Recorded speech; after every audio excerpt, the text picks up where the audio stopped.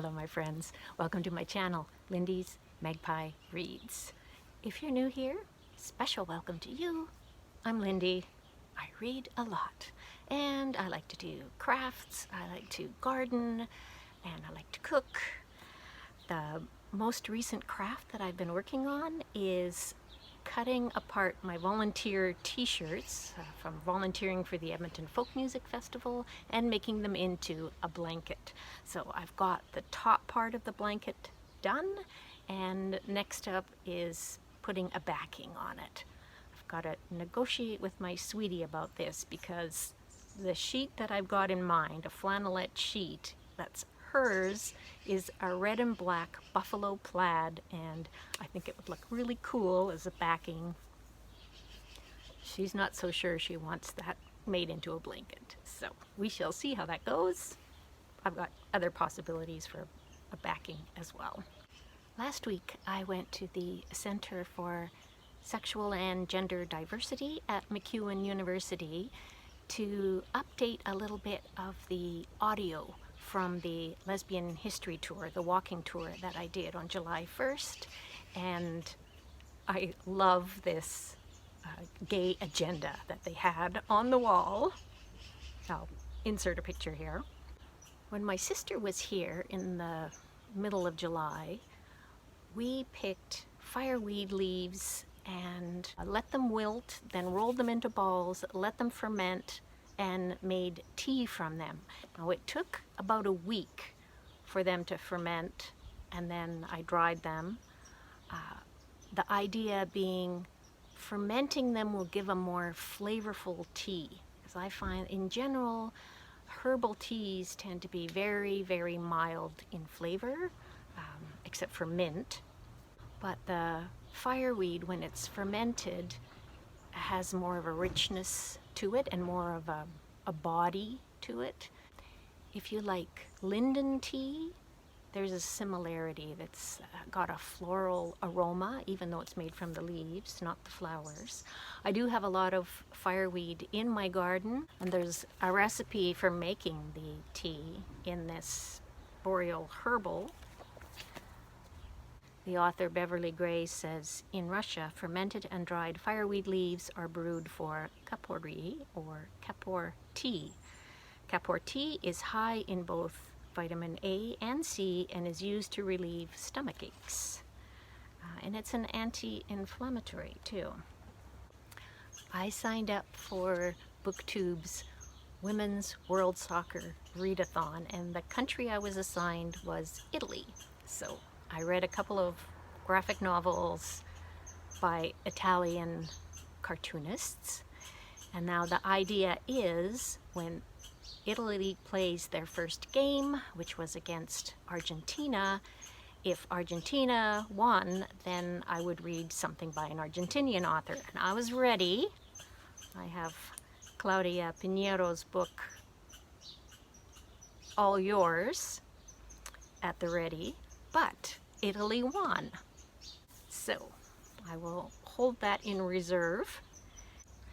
Italy's next game is against Sweden on Saturday, tomorrow, except that today, Friday, is already tomorrow in New Zealand, where the games are being played.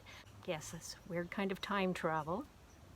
If Sweden wins, then I have picked out classic work, The Girl from Marshcroft by Selma Lagerlöf. If you've read The Girl from Marshcroft and you think I'll like it, please let me know.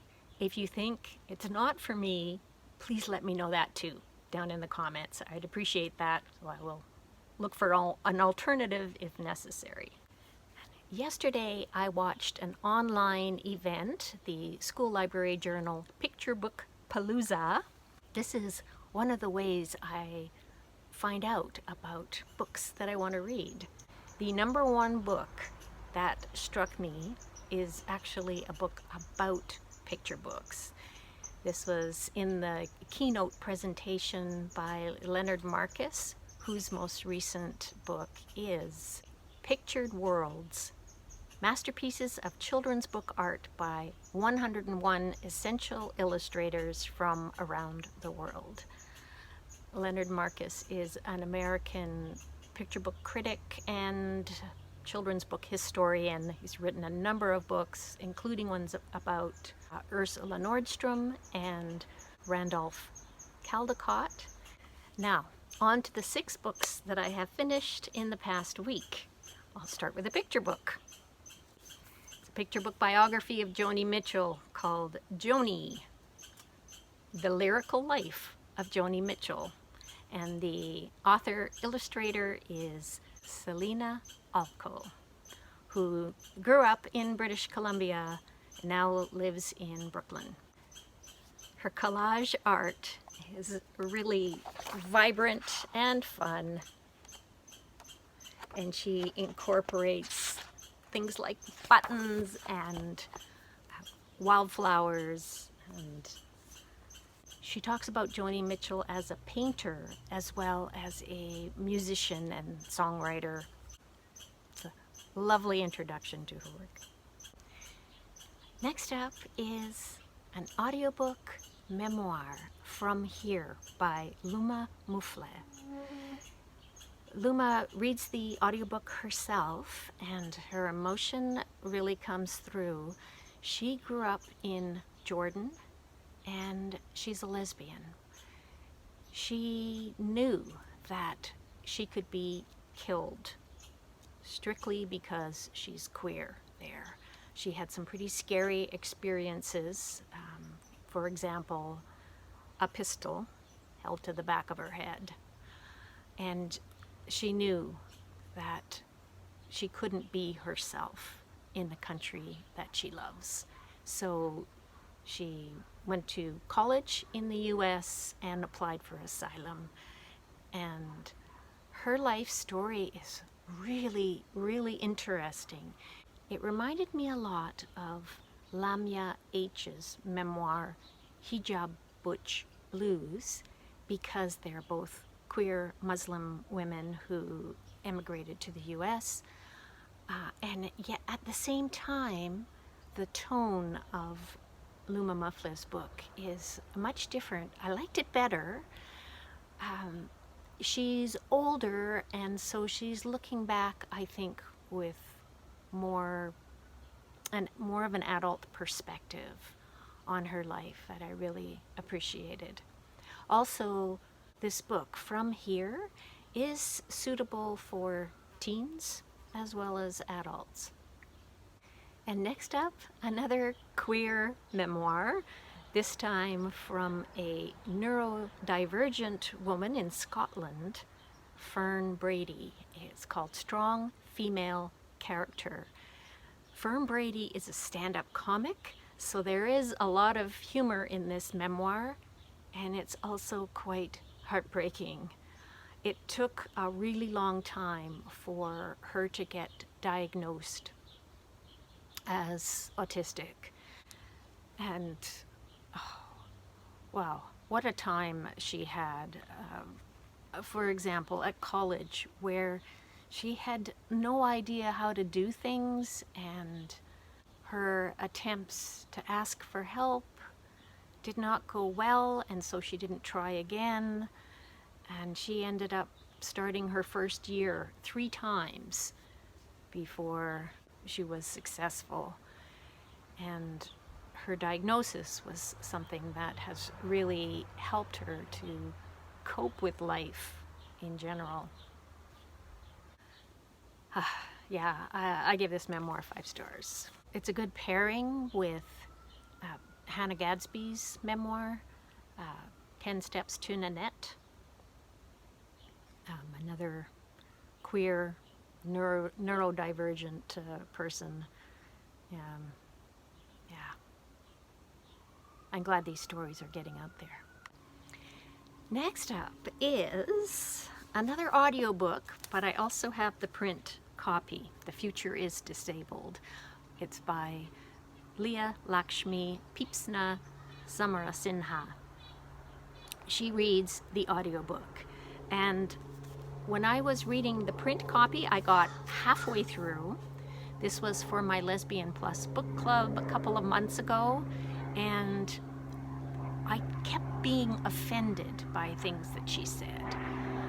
And after I had the discussion with other members in the book club, they said, try the audio. And that was a really good suggestion. Recently, Brian of Bookish talked about the dangers of DNFing. I will link that video down below.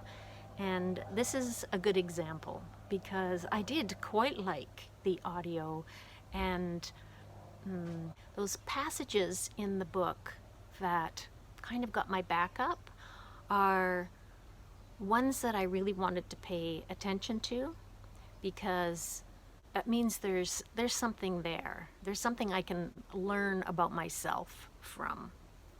I'll give you an example. I am a disabled person's disabled person. Almost all of my close kin are disabled, sick, neurodivergent, deaf, or mad. I love us the best. I think most abled and normal people are really fucking boring. And when I used that as an example in the Lesbian Plus book club, I said I consider myself pretty boring, and so I was kind of offended. And yet the other women in the book club said, "You're not normal. None of us are normal."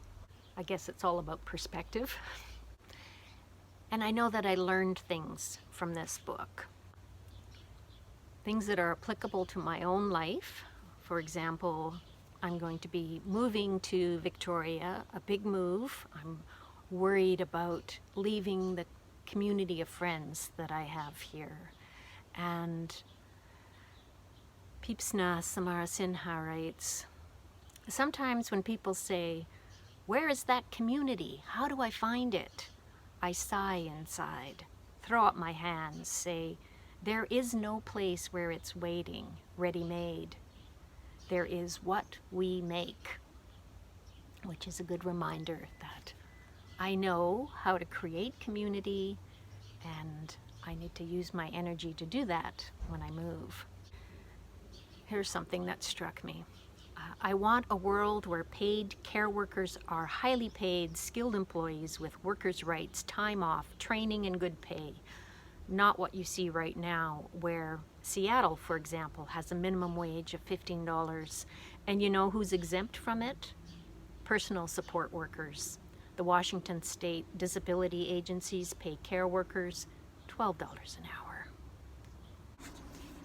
It also made me think more about how I talk to and think about the disabled people in my life. For example, saying, "Hope you feel better soon," is, according to Piepzna-Samarasinha, a source of eyeball rolls and sarcasm in disabled communities, because when you're living with chronic illness, it's just something that you're coping with all the time. It's not the same as having a week-long virus or a day-long migraine or something like that.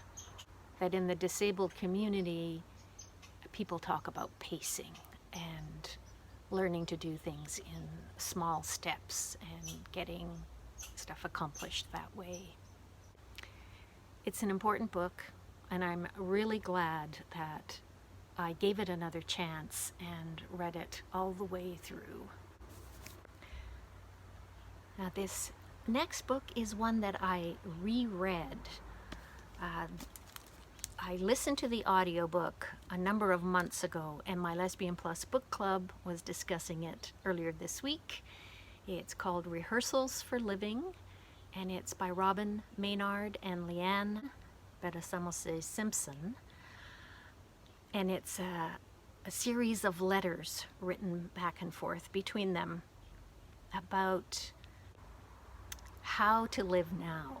If the world is ending and we want a new world and a better world. So it's both about big ideas and practical solutions.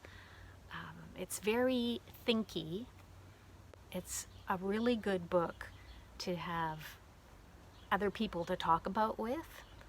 I started pulling out the flags, and then I thought I would show you first. This is just the first section. I pulled out the other flags. So many really interesting passages. And as an example of what I really wanted to talk to other people about was the idea that hope is a luxury. Simpson says that often when she's interviewed, she gets asked a question at the end, but where is the hope? And she's pretty impatient with that. The way that people get through without hope is through tenacity, persistence, stubbornness, rage, resentment, pessimism, and despair, as well as joy, love, attachment, care, truth, optimism, respect, and reciprocity. So, lots of different ways. Just gave me a new way of looking at things.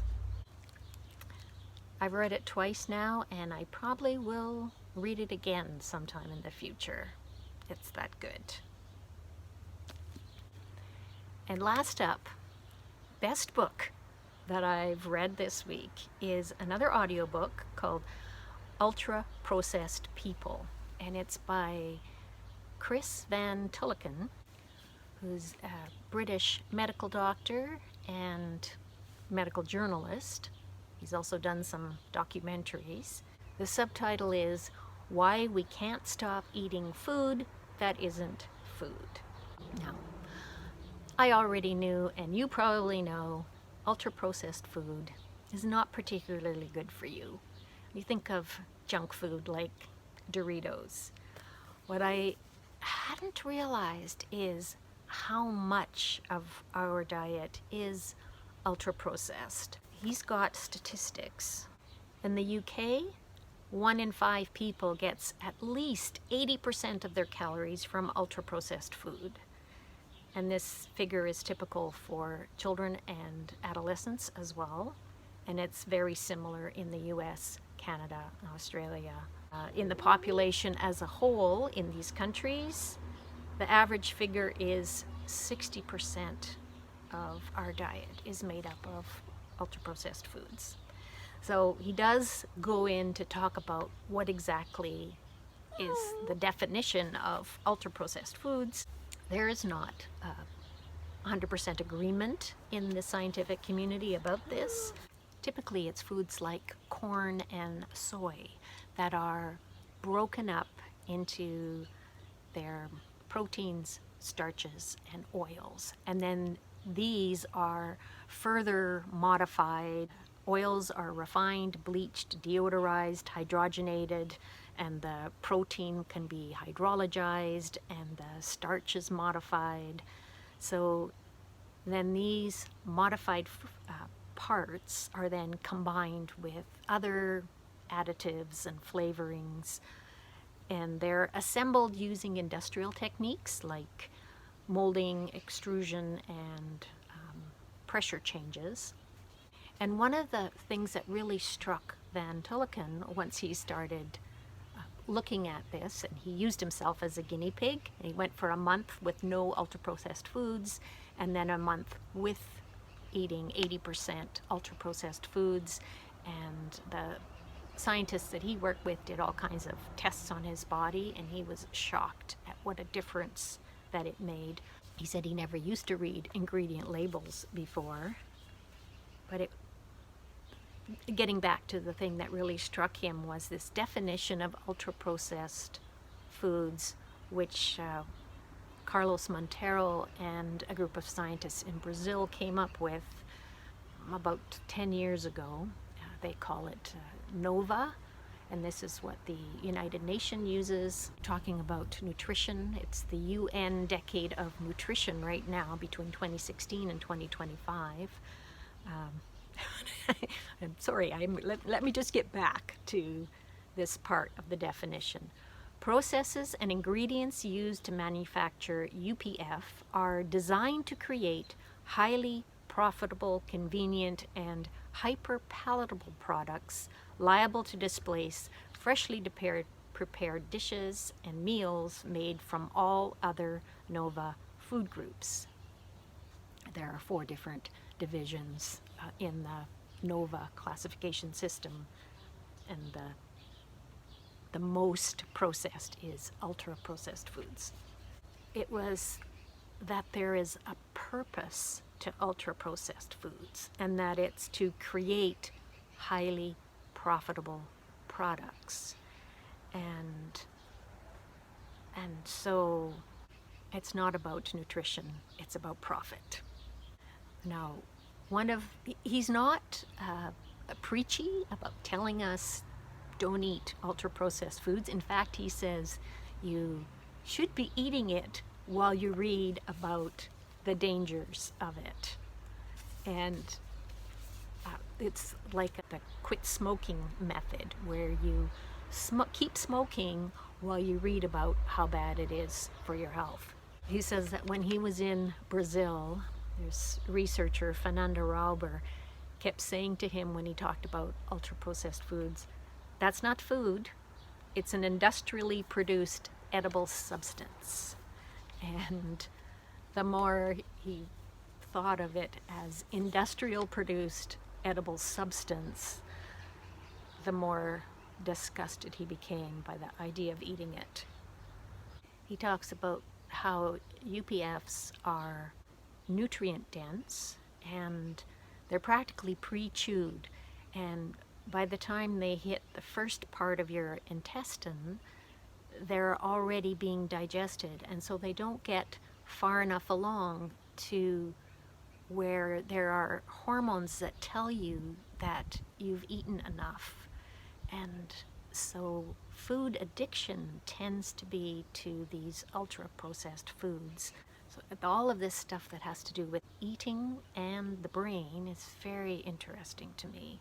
The author has a twin who's also a medical doctor, Zand, who has obesity, and Chris talks about how he was pretty judgmental towards his brother until he started finding out more about ultra-processed foods. And in the audiobook edition, there are some segments that are conversations between Chris and his brother Zand. I'm not sure how that is represented in the print book format, but I quite liked it in the audio. Some other things that he talks about in the audiobook include Nestle's evil marketing practices and Coca-Cola, and how they've financed a whole bunch of studies that refute the connection between obesity and carbonated drinks. Really, really good, thought-provoking. I quite enjoyed that. I've been very slowly making my way through a book called The Well-Gardened Mind by Susan Stewart Smith, and I'm going to leave you with a quote from that book because it's made me think a lot about how I feel about leaving my beautiful garden and moving to an entirely new place. The emotional and physical investment that working on a garden entails means that over time it becomes woven into our sense of identity. I love the way that reading helps me gain insight into myself. Well, that's it for now, for this week. Thank you, everybody. Thank you so much for watching. I really appreciate it. I also appreciate hearing from you. So that's what the comments field is for down below. Please say hello. And I'm going to leave you with a few pictures from my garden. It is daylily season, and one of the things about living this far north is that we tend to have cold nights, and with daylilies, cold nights mean that you have a more vibrant color in the flower.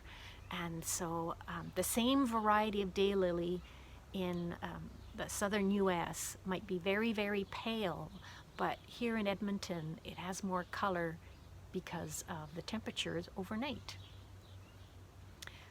little tidbit for you. Bye!